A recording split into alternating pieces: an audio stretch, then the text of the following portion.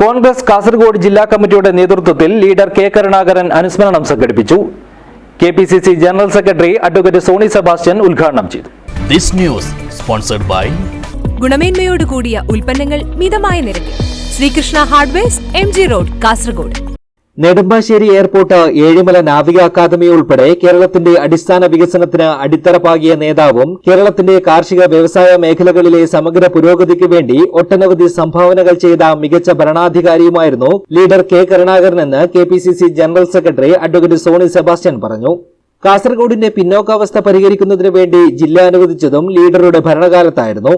മതേതര ജനാധിപത്യ മൂല്യങ്ങളിൽ വിട്ടുവീഴ്ച ചെയ്യാതെ തികഞ്ഞ മതേതരവാദിയും പ്രവർത്തകരുടെ വികാരത്തോടൊപ്പം നിന്ന് തന്ത്രപരമായ തീരുമാനങ്ങളെടുത്ത് പാർട്ടിയെ ശക്തമായി മുന്നോട്ട് നയിച്ച നേതാവായിരുന്നു ലീഡർ കെ കരുണാകരനെന്നും അദ്ദേഹം കൂട്ടിച്ചേർത്തു.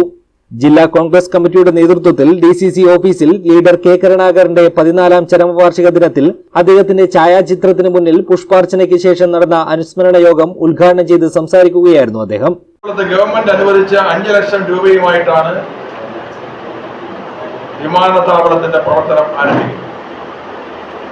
അന്ന് വിമാനത്താവളം വരാതിരിക്കാൻ വേണ്ടി മാർക്സിസ്റ്റ് പാർട്ടിയുടെയും DYFIയുടെയും എല്ലാ നേതൃത്വത്തിൽ വലിയ സമരമായിരുന്നു.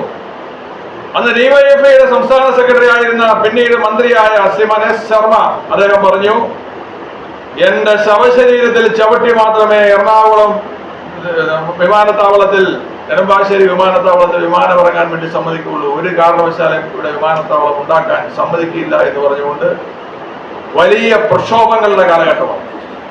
ആ പ്രക്ഷോഭങ്ങളെല്ലാം അതിജീവിച്ചു. ആ പ്രക്ഷോഭങ്ങളിൽ സാമ്പത്തികമായി അത് ഉണ്ടാക്കാൻ വേണ്ടിയുള്ള വളരെ സമഗ്രമായ ശ്രമം, ആ ശ്രമത്തിനെല്ലാം അതിന് നേതൃത്വം കൊടുത്ത ഉദ്യോഗസ്ഥ വൃന്ദത്തിന് വലിയ പിന്തുണ കൊടുത്തത് ശ്രീ കെ കരുണാകരന്റെ നിശ്ചയദാർഢ്യമായിരുന്നു.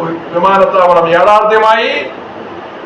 ശ്രീ കരുണാകരൻ ഗവൺമെന്റ് പോയി കഴിഞ്ഞപ്പോൾ, അടുത്ത ഗവൺമെന്റ് വന്നപ്പോൾ വിധി വൈകല്യം എന്ന് പറയട്ടെ, ശ്രീമാൻ ശർമ്മ ആ വിമാനത്താവളത്തിന്റെ ചെയർമാനായി വന്നതും വിമാനത്താവള വികസന കമ്മിറ്റിയുടെ ചെയർമാനായി വന്നതും നമ്മൾ എല്ലാവരും കണ്ടതാണ്. DCC പ്രസിഡന്റ് PK ഫൈസൽ അധ്യക്ഷത വഹിച്ചു.